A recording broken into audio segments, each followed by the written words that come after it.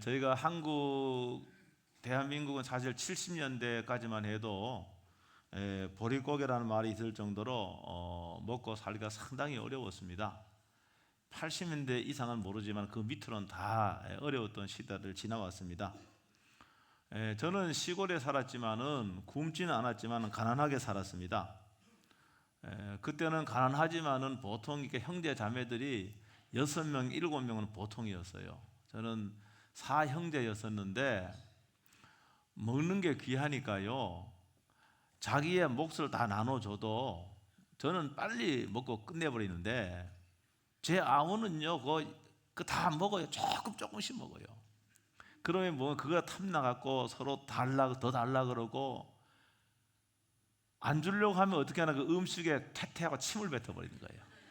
그러면 더 이상 이제 자기의 먹거리를 완전히 완벽하게 방어가 되는 거예요. 그 정도로 우리가 사실은 살기가 어려웠다는 것이죠. 먹거리가 너무나 귀하기 때문에 지금은 웃지만은 이런 일들이 아마 대부분의 가정에서 있었을 줄로 압니다.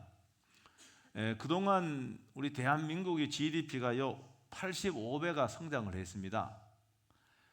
이 기간 동안 미국은 3배 성장을 했고 일본은 6배 성장을 했어요.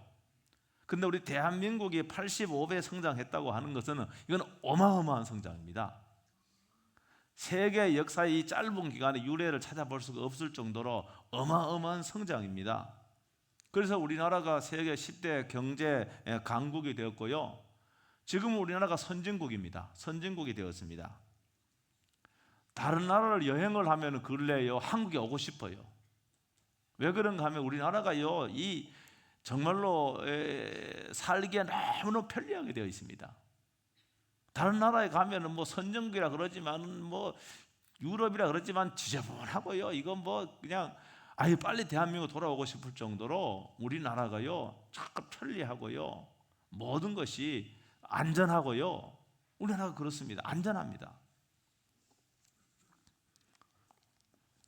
구례동 사거리에 가면 며칠 전부터 프랜카드가 걸려 있는데 우리나라 국민 1인당 소득이 일본을 앞질렀다는 프랜카드가 걸려 있어요.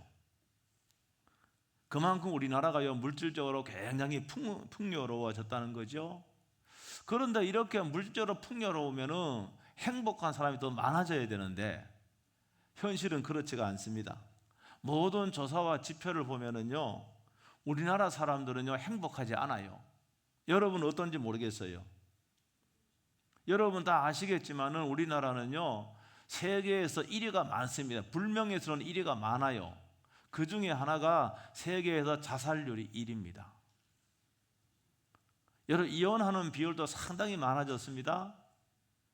여러분 이것은 뭘 말하는가 하면은 한국 사람들이 행복하지 않기 때문에 여러분 스스로 생명을 끊고 헤어진단 말이 아니겠습니까? 행복 지수가요 OECD 국가 가운데 맨 꼴찌에서 그 다음 수준, 맨 꼴찌입니다. 제가 그 연구한 도표를 봤는데 우리나라 그 1인당 GDP가 2만 불 달성 이후에 오히려 행복 지수가 확 떨어졌습니다. 41위에서 62위로 떨어졌다는 통계를 제가 봤습니다. 방정환 재단이 우리 청소년들 행복 지수 조사해 봤습니다. 조사 대상국 22개국 가운데 20위요, 20위. 그러니까 우리나라 사람들은 과거에 비해서 경제적으로 엄청 성장했고 부자가 되었습니다. 잘 삽니다. 그럼에도 불구하고 행복하지 않는 거예요. 그래서 오늘 제가 설교 제목이 따라합니다. 감사하면 행복해진다. 오늘 이 읽은 본문에는 감사하면 행복해진다 그런 문장이 없어요. 그런데 감사라고 한 단어는 뭡니까? 각절에 한 번씩 있습니다. 각절에 한 번씩 감사는 단어가 있어요. 여기 오늘 이 말씀에 보면은 특별히 15절에 그리스도의 평강이 너희 마음을 주장하게 하라. 너희는 평강을 위하여 한 몸으로 부르심을 받았나니 너희는 또한 감사하는 자가 되라. 저는 이 평강과 감사가요 저는 연관성이 있다고 생각하는 거예요. 여러분 감사하면은 정말로 감사합니다. 모든 것에 감사, 범사에 감사하면은 마음속에 평강이 넘치고요. 여러분 감사하는 태도가 우리 감사하는 태도로 삶을 살면은 매일매일 매일매일 이런 평강이 넘치게 됩니다. 마음속에 불안하고요, 마음속에 초조하고요, 그 다음에 절망, 두려움이 있으면은 이런 상태는 평강의 상태가 아니에요. 평강하지 않아요. 그런데 이 평강이 넘친다고 한다면은 이 상태가 바로 행복한 상태에 있는 것이죠. 먼저 우리는 크리스찬이기 때문에 죄와 사망에도 구원해 주신 하나님께 감사해야 됩니다. 여러분, 그리스도인이라고 하는 것은 하나님과 화해, 하나님과 평화가 구축되어 하나님의 가족이 된 사람들입니다. 우리는 하나님의 가족입니다. 그래서 진정한 그리스도인들은 뭡니까? 주님의 평안을 소유한 사람들입니다. 그래서 우리 예수님께서도 뭡니까? 내 평안을 너희에게 준다라고 말했잖아. 내 평안을 너희에게 준다. 그러니까 예수님의 평안을 풍성하게 누리는 사람은 늘 감사하고 늘 행복하고 그런 삶을 살게 되는 것이죠. 그리고 또 다른 사람들과의 관계 속에서도 우리는 뭡니까? 여러분, 우리가 믿는 사람인데 우리를 만나면 사람이 불안해하고요, 우리를 만나면 사람이 불안해하고 우리를 만나면 두려워하고 그런 상태가 되면 안 되잖아요. 우리를 만나면은 더 오히려 편안해지고요, 우리를 만나면 포근해지고요. 여러분, 우리가 평안으로 충만하면은 우리가 다른 사람들에게도 이런 평안을 주는 사람으로 여러분 바뀌어야 될 줄로 믿습니다. 이 평안을 계속 유지하려면은 먼저 하나님께 감사하고요. 여러분, 하나님께만 감사하면 되는 게 아니에요. 사람에게도 감사해야 됩니다. 여러분, 하나님께만 감사하면 우리는요, 우리 스스로 하나님께 감사할 뿐만이 아니라 뭡니까? 부모에게 감사하고 자녀에게 감사하고 아내와 남편에게 감사하고 여러분 사람에게도 감사해야 되는 거예요.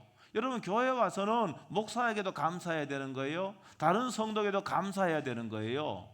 근데 감사하지 않으면은 불만이 가득 차고 불평이 가득 찬다 그러면은 여러분, 교회 생활이 행복하겠습니까? 행복하지 않습니다.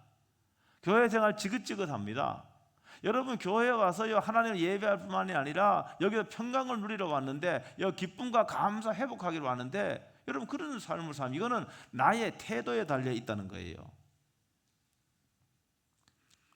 여러분, 그래서 감사하면, 늘 감사하면은요, 주님이 주는 평안이 계속해서 유지가 되는 겁니다. 근데 막 불평하고 원망한다, 그런 평안은 달아나게 되어 있습니다. 그래서 감사하면 행복해진다는 이 말이 오늘 성경에도 사실은 그 행간에 있는 말씀이라고 하는 것이죠. 어떤 분은 그럽니다. 목사님, 감사할 게 없어요. 여러분, 감사할 게 없는 게 어디 있습니까? 감사할 게 있습니다. 그거는 감사할 게 없다라고 생각하는 그 생각이 잘못된 거예요.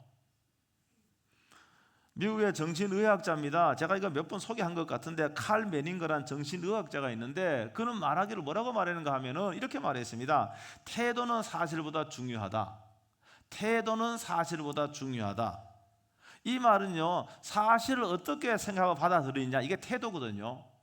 받아들인 건 태도입니다. 사실을 어떻게 생각하고 받아들이냐에 따라서 그 결과가 달라진다는 말이에요. 그러니까 사건보다 중요한 것은 그 사건을 어떻게 해석하느냐, 이 말과 유사한 말입니다. 여러분, 사건이 있는데 이 사건을 어떻게 내가 이해하고 해석하느냐, 똑같은 사건과 환경이어도 그것을 어떤 각도로 보느냐, 거기에 따라 각자 해석이 달라지는 거예요. 그래서 해석을 잘 해야만이 좋은 결과를 가질 수 있습니다. 해석을 잘못하면은 나쁜 결과를 갖는 거예요. 그래서 우리는 제가 늘 안목이라고 하는데, 다른 말로 영적 안목을 가져야 됩니다. 찰스 엘 알렌이라고 하는 분, 하나님의 치료라는 그런 책에서, 하나님의 치료법에서 사람들은 세 가지 시력이 있습니다. 첫 번째는 뭡니까? 육신의 시력이 있죠. 저도 시력이 나쁘다 안경을 꼈는데 벗으면 여러분 누군지 잘 안 보여요, 제가요. 이 육신의 시력이 있고, 그 다음에 두 번째로는 뭡니까? 정신적인 이성적인 시력이 있는 거, 시각이 있는 거예요. 그러니까 세 번째를 이야기하는, 세 번째는 영적 시력이라는 거예요. 영적 시력이라고 그랬어요. 여러분, 사람은요, 보이는 대로 보지 않고 보고자 하는 것을 보게 되어 있습니다. 그러니까 사람이 여기 많이 있어도요, 사람이 여러 명 있어 여러 명이 다 기억되는 게 아니에요. 내가 보고 싶은 사람만 기억되는 거예요. 그 사람 그때 거기 없었다고. 내가 보고 싶은 사람만 보고 싶은 사람만 기억이 되는 거예요. 다른 거는 기억이 없는 거예요. 보이지도 않는 거예요. 이건 우리가 어떤 태도를 다냐에 달라지는 것이죠.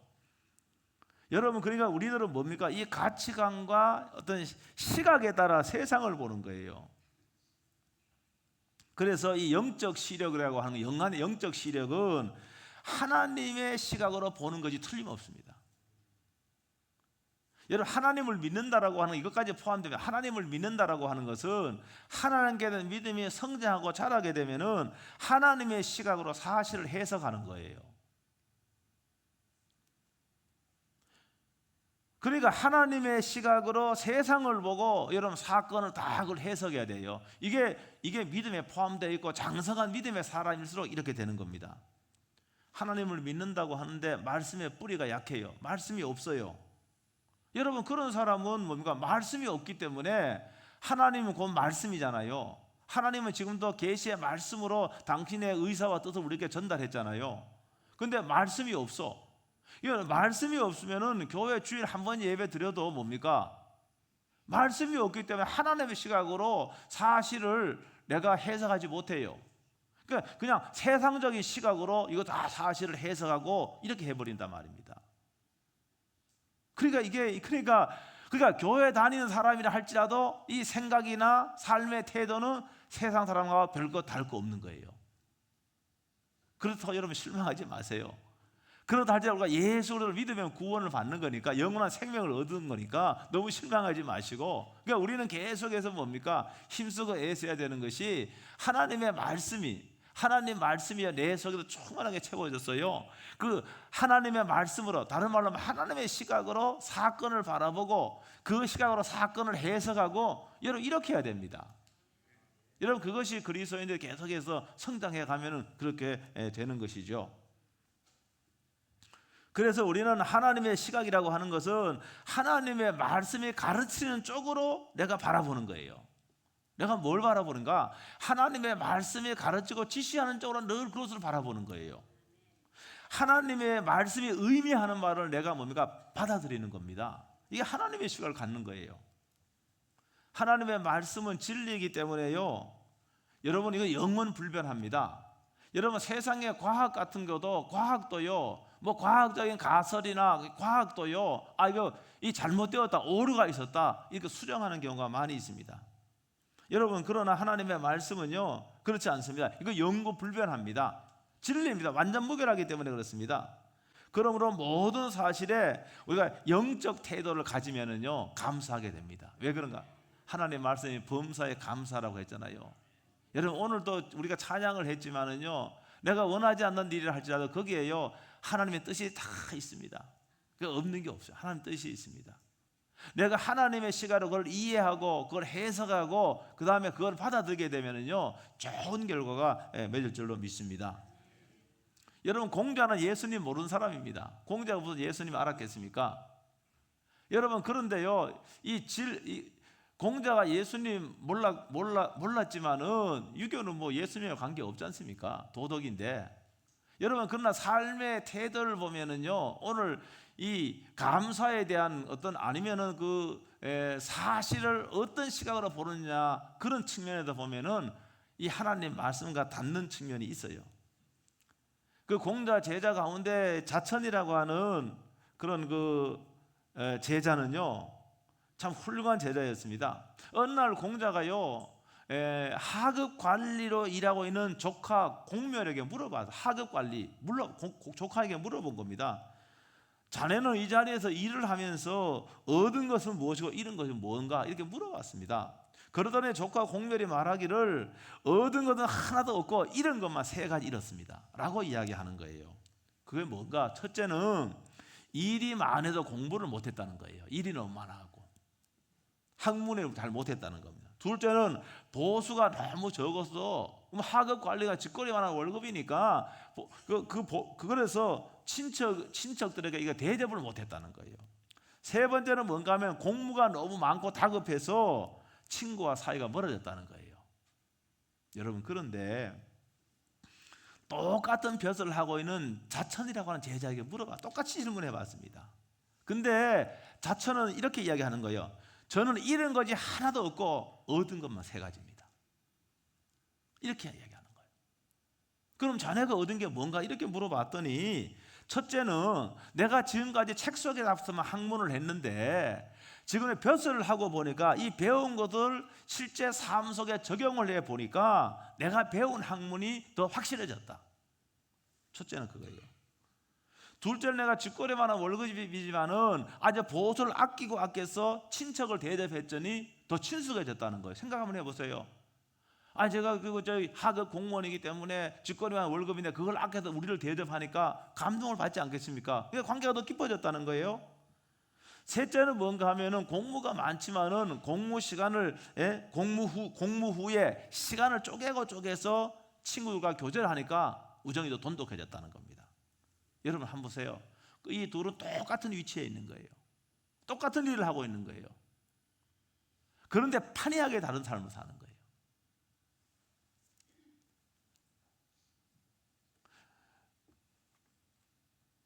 자처는 감사하고 긍정적인 태도를 가지고 있는 반면에 공멸은 불평하고 부정적인 태도를 가졌습니다. 그러다 자천이라는 사람은 공자보다 나이가 30살이나 적어요. 그런데 공자가 뭐라고 얘기하는가? 이렇게 얘기합니다. 자천은 군자로다. 노나라에 군자가 없다고 하는데 이 사람은 어디서 배웠단 말인가? 스승이지만은 제자에 대한 존경심이요 탁 나잖아요. 여러분, 이 두 사람 중에 누가 더 행복한 삶을 살았을 것 같습니까? 누가 더? 당연히 자천이 더 행복한 삶을 사는 것이죠. 여러분, 감사하는 마음과 태도야말로 행복한 삶을 살 수 있는 거예요. 여러분, 감사로 다 접근하면요, 그게 다 뭡니까? 긍정적으로 다 해석을 할 수가 있는 것이죠. 똑같은 사건을 두고도 어떻게 해석하느냐에 따라서 감사할 수 있고 불평할 수 있는 겁니다. 여러분, 우리 예수 믿는 사람이에요. 예수 믿는 사람은 어떤 경우에도 우리는 감사해야 됩니다.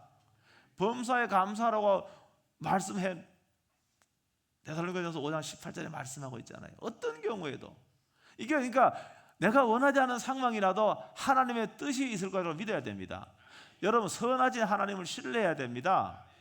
여러분, 그러면 여러분 감사하면은요, 여러분 이 상황이 역전이 되어서 여러분 하나님께서 우리 가장 선한 것을 주실 줄로 믿습니다. 너무 작은 것도요 당연한 것이라 생각하지 말고요. 아까 찬양했잖아요. 작은 것이라 할지라도 당연한 것이라 생각하지 말고 여러분 감사할 수 있게 되게 주의 이름으로 축복합니다. 우리가 욕심 버리면 행복할 수 있는데요, 사람은 너무 욕심이 너무 많아요. 특별히 한국 사람들은 욕심이 굉장히 많습니다. 다른 민족과 비교하면 한국 사람 욕심이 많습니다. 그래서 이 욕심 때문에 짧은 시간에 경제 성장한 것도 있어요. 그런데 욕심이 짧은 시간에 경제 성장을 했지만은 욕심이 많으니까 한국 사람은 불행한 거예요. 행복하지 않은 거예요. 그러니까 행복 지수가 맨 끝에 있는 거예요, 다요. 생각해 보세요. 훨씬 잘 살아요. 훨씬 잘 먹어요. 그런데 행복하지 않아요. 이거는 뭔가 하면 한국 사람의 지나친 욕심 때문에 그런 거예요. 그래서 성경은 계속해서 뭡니까? 사도 바울도 뭡니까? 나는 자족하는 일체의 비결을 예수 그리스도 안에서 배웠다고 이렇게 하잖아요. 빌립보에서 했어요. 스스로 만족하는 거예요. 가난할 때도 만족하고 부유할 때도 만족하고 일체의 비결을 배웠다고. 여러분, 이런 사람이 행복한 사람이고 이런 사람이 뭡니까? 잘 사는 겁니다. 잘 사는 게 뭐 돈이 많아서 잘 사는 게 아니에요. 제가 늘 말씀드리지만은 또 한 가지는요, 우리가 욕심이 많은 사람은 자꾸 뭐 하는가 하면은 다른 사람과 비교를 합니다. 자꾸. 여러분, 비교를 하는 순간은 뭡니까? 이 불행해집니다. 하버드 대학생을 대상으로 설문조사를 해봤는데 결과가 이렇습니다. 자신의 연봉이 1억인데 자신의 연봉이 1억이고 친구가 2억이에요. 자신이 1억이고 친구가 2억을 받는 것보다가 남들이 3천만 원을 받을 적에 내가 5천만 원 버는 게 더 좋다고 얘기해요. 하버드생들도. 그게 무슨 말인가 하면은 뭡니까 이게? 내가 가장 많이 받아야 된다는 거예요. 액수는 적더라도. 여러분 5천만하고 1억하고 5천만의 배가 뭡니까? 1억 아닙니까? 저는 1억 받는 거 원합니다. 택합니다. 저 성격상 그렇습니다. 여러분 어떤지 모르겠어. 전 당연히 1억이죠. 내 친구가 2억 받아도 저는 1억을 택해요. 근데 이건 사람마다 다 달라요. 욕심이 많고요, 이런 분들은요 다른 사람과 비교하기 쉽고요, 그런 사람들은 오히려 내가 최고 많이 받는 거를 아마 선택할 개연성이 많이 있어요. 이런 걸 보면은 사람은 끊임없이 비교하고 이 절대적인 만족보다가 상대적인 만족에 더 신경을 쓰고, 특별히 한국 사람들이 그렇습니다. 한국 사람이 그 욕심이 많기 때문에 그래서 행복하지 않는 거예요. 욕심은요 다 채워지지 않습니다. 절대로 안 채워집니다. 다른 게 채워지면은 뭡니까? 또 다른 욕심이 생기는 겁니다. 그래서 이것을 우리가 믿음 안에서 이 욕심을 잘 컨트롤해야 됩니다. 너무 욕심이 많기 때문에 뭡니까? 이런 거 다 잃어버린 경우 많잖아요. 있는 것도 욕심 때문에 잃어버린 겁니다. 욕심 때문에 다. 그래서 욕심이 많은 사람은 다른 사람과 자신을 늘 비교하기 때문에 여러분 앞서가는 사람이 있으면은 마음이 편치가 않는 거예요. 마음이 안 편해요. 여러분 그러니까 불안하고요, 그 다음에 또 뭡니까? 불행한 삶을 살 수밖에 없는 것이죠. 하나님은요 우리에게 각각 다른 걸 주는 거예요. 똑같이 주지 않습니다. 어떤 사람에게는 물질을 주고, 어떤 사람에게는 건강을 주고, 어떤 사람에게는 재능을 주고, 이게 다 다르게 주는 겁니다. 내가 다른 사람이 가진 모든 것을 다 가질 수는 없는 겁니다. 그러니까 하나님은 특별히 나에게 다른 사람이 갖지 않은 걸 준 거예요. 여러분 아무리 돈이 많아도 여러분 건강을 잃어버리면 그 돈 쓰지도 못합니다. 그러나 내가 뭐 돈이 그렇게 많지는 않아도 내가 건강하다고 한다면은 그게 훨씬 나은 거죠. 그러므로 저와 여러분들이 하나님께서 주신 것에 감사하고 여러분 만족하며 살 수 있게 되길 주의 이름으로 축복합니다. 여기 오늘 이 내용이요, 쭉 내용이 제가 다 설명은 안 했지만은 계속 감사하라고 한 절마다 한 절 감사라고 되어 있습니다. 감사라는 거예요.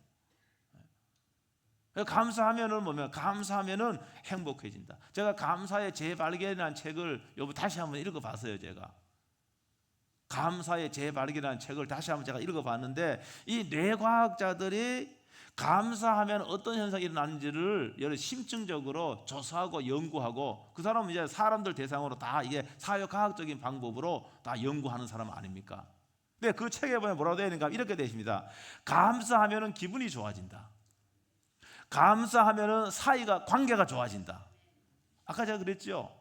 아내와 남편이 서로서로에 감사해. 자녀와 부모가 서로서로에 감사해. 부부가 서로서로에 감사해. 그 관계가 좋아져요, 나빠져요? 당연히 좋아지죠. 아빠가 나한테 해준 게 뭐가 있냐 그러면 엄마 낳아줬지, 키워줬지, 학교 보내줬지, 왜 없어요? 그런데 감사하면은 관계가 좋아지는 거예요. 또 여러분 감사하면은 여러분 건강해집니다. 여러분 감사하면은 이게 우리 몸에다 발산되는 게, 그건 제가 나중에 기회에 좀 설명하겠습니다. 여러분 감사하면은요 분노하고 불평하고 원망하는 사람 건강 잃어버립니다. 특별히 분노하다가 뭡니까? 뇌출혈이라는 거예요. 그게 다 분노하다가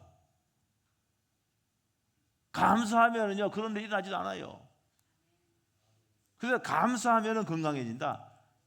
또 거기 그 내용에 감사하면은 성공할 확률이 높아진다. 감사하면은. 그렇죠? 감사하면서 일해 보세요. 감사하면서 일해. 그 신나게 일하는 거죠. 막 불평하면서 일하면은 그 일의 능률이 오르겠습니까? 불평하면서 일하면 일의 능률이 안 올라요. 그 일도 실수하고요, 잘못돼요. 근데 감사하면서 일하면은요, 일의 능률이 오르고요. 이런 사람이 뭡니까? 성공 확률이 높아지는 거예요. 여러분 그러므로 결론적으로 이 말씀 보니까 제가 네 가지, 감사하면 기분이 좋아지고 관계가 좋아지고 감사하면 건강해지고 감사하면 성공 확률이 높아지고 그러므로 감사하면은 행복해진다. 당연하죠, 그렇죠? 다 잘 되는데 뭐 관계가 좋아지지요, 성공하지요, 건강하지요. 그러면 행복한 거 아닙니까? 행복해지죠. 그러니까 이게 무슨 말인가? 하나님의 말씀을 여러 가지 사용하는 방법으로 지금 다 논쟁이 되고 있어요. 우리는 물론 감사하라고 구약에 보면 감사라는 내용이 많습니다. 구원해 주신 하나님께 감사하라. 예? 우리가 먹을 것 주신 하나님께 감사하라. 이유가 있죠. 신약에는 그게 없어요. 그냥 범사에 감사하라. 여러분, 그런데 감사하면은 그 다 하나님 말씀대로 순종하고 따르면은 뭡니까? 행복해지는 거예요. 그런데 이 감사가 결심해야 되는 게 아니에요.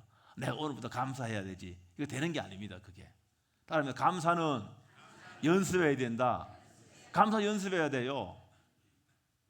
무슨 말인가? 이미 우리는요, 여러분 연세가 많으면 많을수록 여러분의 생각이나 여러분의 습성이나 습관이나 성격이 굳어졌습니다. 다.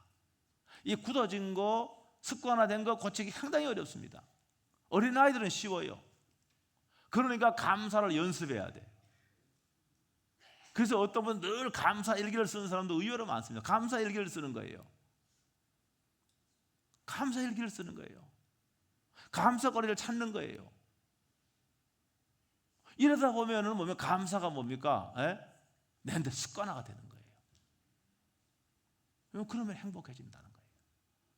오늘 여러분이 다 범사에 감사해서 이런 복된 삶을 살 수 있게 될 주의 이름으로 축복합니다. 기도하겠습니다. 오늘 말씀 1분 동안 통성으로 한번 기도하겠습니다. 말씀